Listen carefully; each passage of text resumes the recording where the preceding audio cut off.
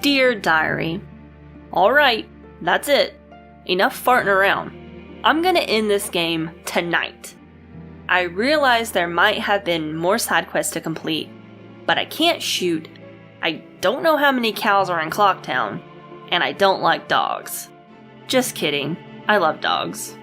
But the point is, I felt I've made the most of my Majora's Mask experience. I've laughed, I've cried, and I've shit my pants.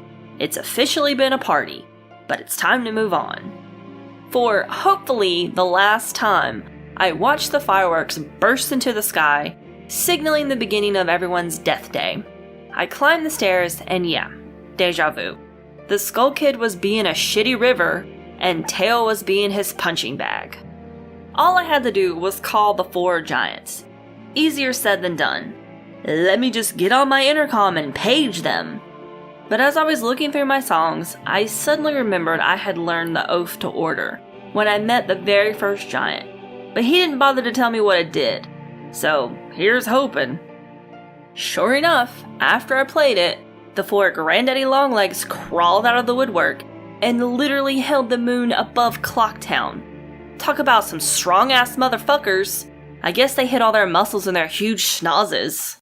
Amidst the giant's arrival, the Skull Kid had passed out like a wimp, and Tattle and Tail reunited for the first time. But there was a bit of a disagreement over the fate of the Skull Kid.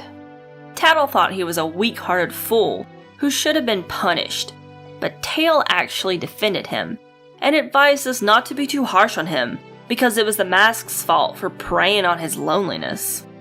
Yeah, okay. If a mask can take over your mind, you are a weak-hearted fool. And that's also no excuse for all the fucked up shit he did, including, fucking trying to crush Clocktown with the goddamn moon.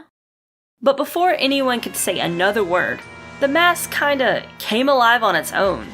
It dropped the Skull Kid and beamed itself up into the moon mouth, and proceeded to crush the giants, all the while chanting, "I shall consume." When Tattle heard that, she suddenly turned into a chicken shit and wanted me to go back in time. Tattle, real talk here. This situation is no bueno, but we can't go back. We've been back, like 50 times, and it's pretty obvious history is gonna repeat itself. So put on your big fairy pants and get your ass to the moon! I fully expected the inside to be dark and scary, but instead it was bright, cheery, and serene. I didn't like it.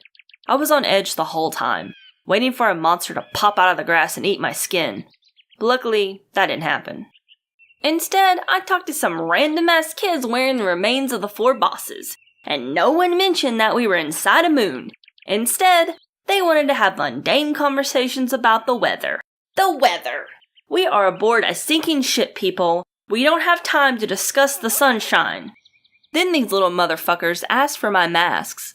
I agreed reluctantly, and in exchange they let me play hide and seek with them. Excellent! That's what I call an equal trade, not. Then I had to go through these 4 mini dungeons. And all the while the ground was still doing that ominous shaking bullshit that happens on the final day, and I didn't have a way to keep up with the time. And the whole time factor may not even have been important at this point, but because it had been ingrained in my head for the entire game, it was unnerving to be without a watch. At the end of each death maze, I found each child in a room, and after each one demanded more and more masks from me, they each posed a weird question about friends, happiness, morals, and identity.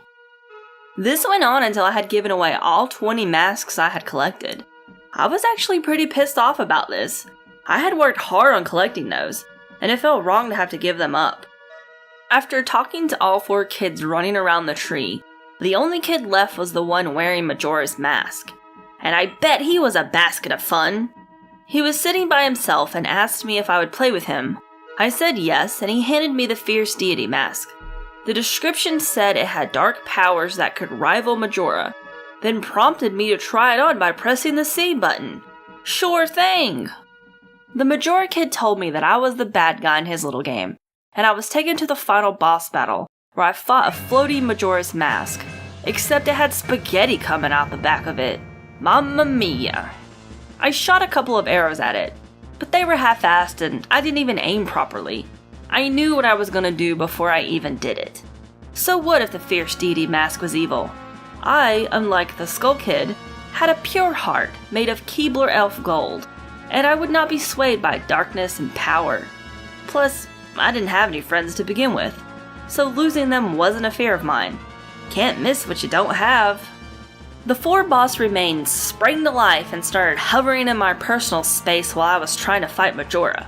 But I wasn't putting up with anyone's shit today, and I started swinging. Turns out I was able to destroy each mask with 1 hit, thanks to my new powerful double helix sword. Get fucked, voodoo masks!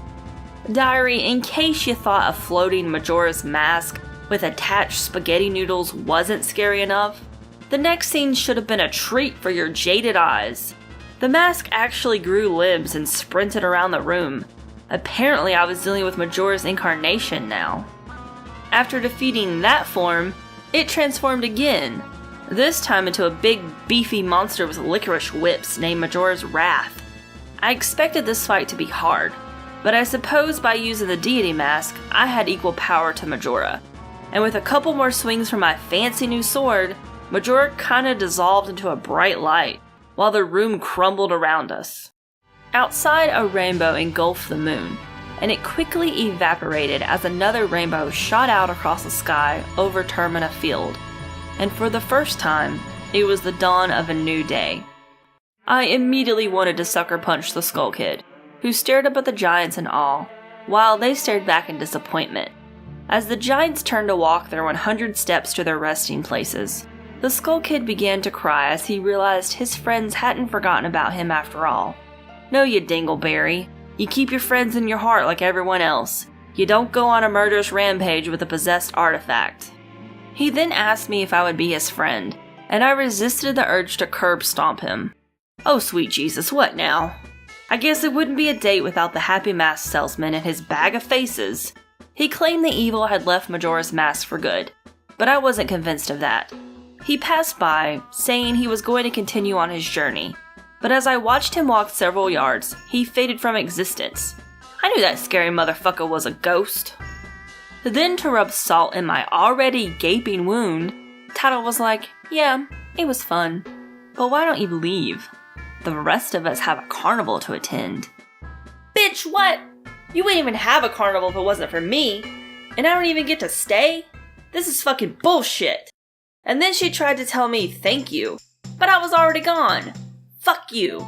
I didn't want to stay for your stupid ass carnival anyway. Some jackoff is setting off fireworks in the middle of the day, like an idiot. Ugh. So, Diary, are you wondering what my final thoughts were? Well, I'm glad you asked. Majora's Mask is the 3rd Zelda game I've ever played, and it sure was a roller coaster of emotions. I went in with a pretty positive outlook on the game. I was pumped to play it. But about a quarter of the way through, I found myself frustrated and annoyed, and I wasn't sure if this game was for me. This feeling attached itself to me for almost the remainder of the game. It wasn't until the very end when I collected the last mask, the couple's mask, and then watched the giants hold off the moon, that I started to think about it a little differently. This was a pretty sad game. And while most people in Clocktown and the surrounding areas had a happy ending, some didn't. Defeating Majora's Mask didn't change the fact that Darmani, Mikau, and the butler's son were still dead. Their family and friends are soon going to find out and have to deal with that loss. I saw a whole town of people who were losing time and coming to grips with their own mortality. Some accepted it, and others didn't. I saw parents who had lost children, and I saw children who had lost their parents. I even saw a case where the child and parent roles had been reversed, and the child was protecting and taking care of the parent. The Skull Kid was dealing with what he thought was the loss of his friends, and while he didn't really lose them, the loneliness and isolation that he felt was real. Even Link, every time he goes on these adventures, loses bits of his childhood and has to deal with issues that are beyond his years. This game is about loss, and the reason why I think it connects to an audience so well, the reason why it connected to me so well, is that eventually everyone will experience some sort of loss in their lives. And I think because of that, this may be the most relatable Zelda game out there. This was the first time I've played a video game where I genuinely felt sad. I'm normally able to disconnect myself from games, but not this time. This time it hit me like a brick wall, and I'm honestly still trying to process the whole experience.